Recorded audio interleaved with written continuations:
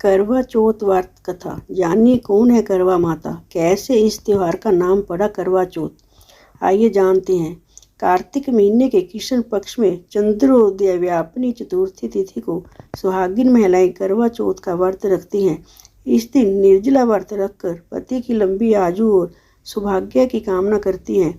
जिस तरह द्वापर युग में करवा चौथ का व्रत किया जाता था, कल युग में भी उसी आस्था और विश्वास के साथ सुहागिन महिलाएं इस व्रत को करती हैं।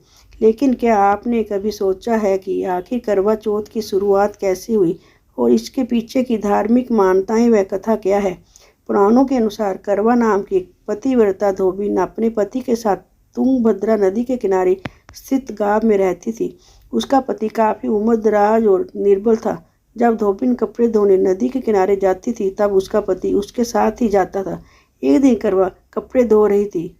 उसका पति जब नदी में स्नान करने के लिए गया तो अचानक एक मगरमच्छ वहां आ गया और धोबी के पैर को अपने दांतों में दबाकर यमलोक की ओर ले जाने लगा। तब वह चिल्लाकर अपनी पत्नी करवा को बुलाने लगा। करवा करवा मुझे बचाओ कहकर सहायता करने को कहा। पति की आवाज़ सुनकर करवा दौड़ के मगरमच्छ के पास पहुंची। पतिव्रता स्त्री होने के कारण करवा में सत्य तत्व का काफ़ी बल था। उसने मगरमच्छ को अपने कच्चे धागे में बांध लिया। इसके बाद वह मगरमच्छ को लेकर यमराज के पास पहुंची। उसने यमराज से अपने पति की रक्षा करने की गुहार लगाई और अपने पति को चिराजू करने का कहा। उसने कहा कि हे भगवान, मगरमच्छ ने मेरे पति को पैर पकड़ लिए हैं। आप मगरमच्छ को इस अपराध के दंड स्वरूप नरक भेज दें। करवा की पुकार सुन यमराज ने कहा, अभी मगर की आयु शेष है, मैं उसे अभी यमलोक नहीं भेज सकता। इस पर करवा ने कहा, अगर आपने मेरे पति को बचाने में मेरी सहायता नहीं की तो मैं आपको श्राप दूंगी और नष्ट कर दूंगी।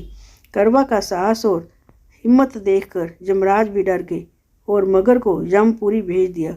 साथ ही करवा के पति को दीर्घायु होने का वरदान दिया।